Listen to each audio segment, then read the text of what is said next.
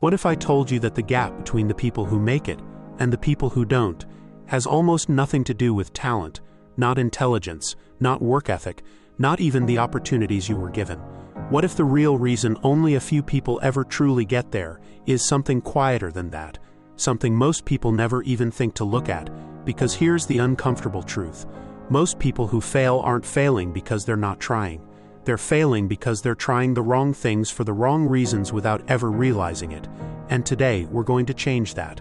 Think about the last time you decided to make a change. Maybe it was a new fitness routine, a business idea you were finally serious about, a skill you were going to master. You felt it, that spark, the clarity, the this time it's different feeling. And then, somewhere between the intention and the result, something happened.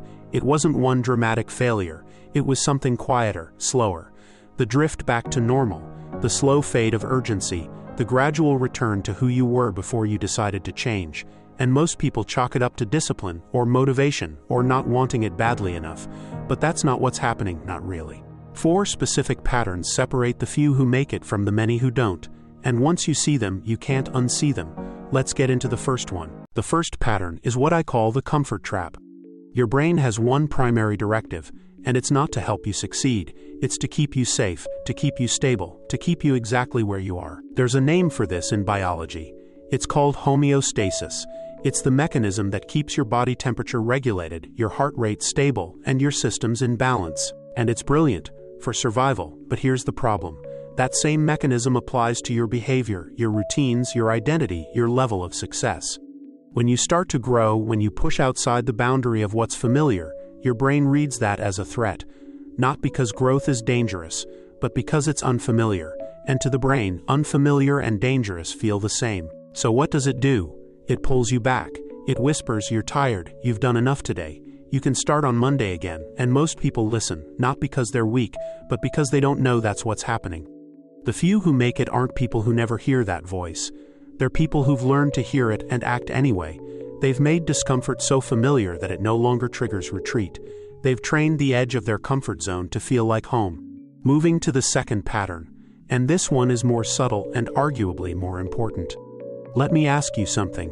When you imagine the life you want, the success, the health, the freedom, who do you see living this life?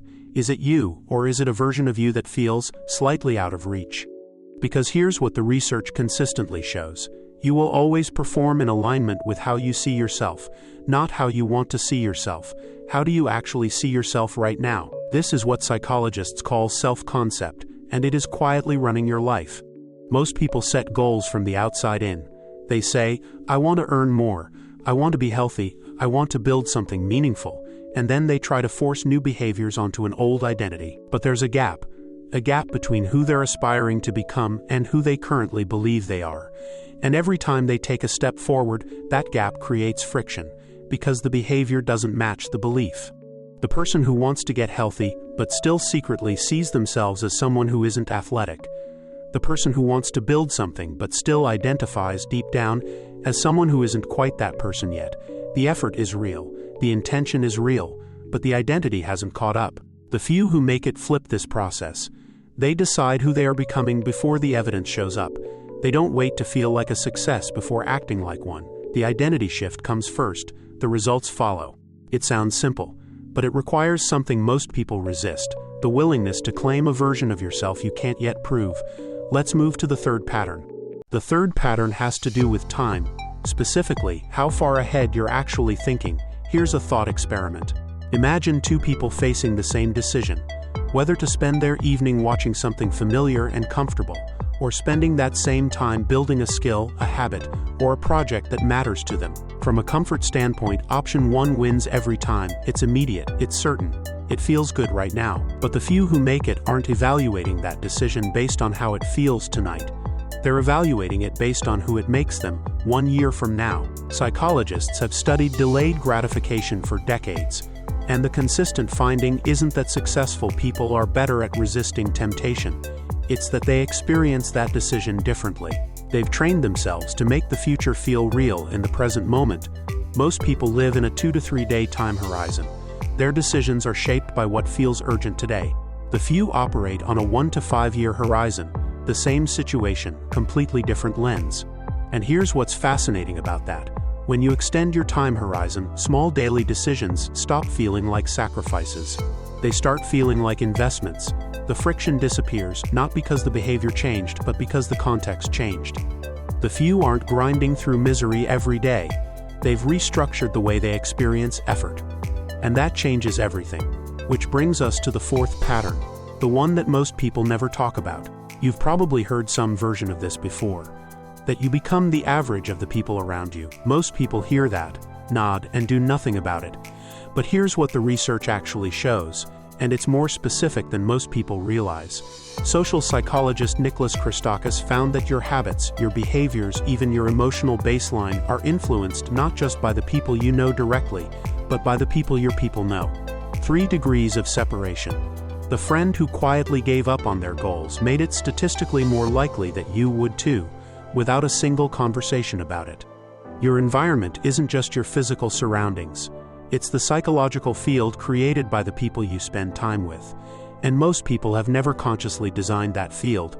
The few who make it treat their environment as a variable they can control. They seek out people who are doing what they want to do, not to network, not to take something, but because proximity to ambition recalibrates what feels normal.